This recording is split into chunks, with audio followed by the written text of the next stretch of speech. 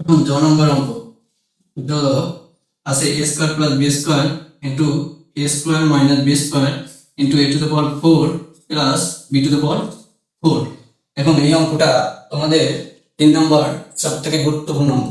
এটা পরীক্ষা আসার মতো, এটা বারবার এমসিকিউতে আসে, আবার সিকিউর কোন নম্বর প্রশ্নে আসে, তাই তোমাদের খুব গুরুত্বপূর্ণ সহকারে এই অঙ্কটা করতে হবে। এখন এই জায়গায় a square plus b square into a square minus b square, এবং তোমাদের একটা সূত্র আছে a square minus b square সূত্র a plus b into a minus b। এই সূত্র দিয়ে এই অঙ্কটা আমরা করব। এখন দেখো এই জায়গায় একবার যোগ একবার বিয়োগ আছে।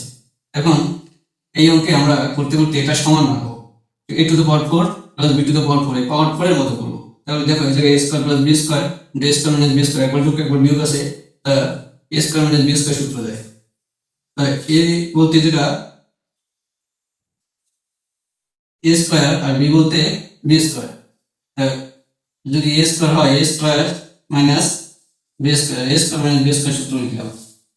ঠিক আছে, এখন a to the power 4 plus b to the power 4 লিখবো। এখন a স্কয়ার স্কয়ার পর a স্কয়ার পর আবার স্কয়ার আছে, তাহলে হবে a টু দ্য পাওয়ার 4 আর মাইনাস b স্কয়ার, এটার উপর আবার হোল স্কয়ার আছে, তাও হবে b to the power 4 into a to the power 4 plus b to the power 4।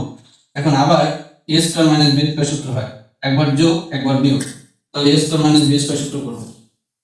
a to the power 4 a square, a to the power 4 হচ্ছে a আর b to the power হচ্ছে b, b to the power minus b to the power 4 এর square, a square minus b square সূত্র করছি।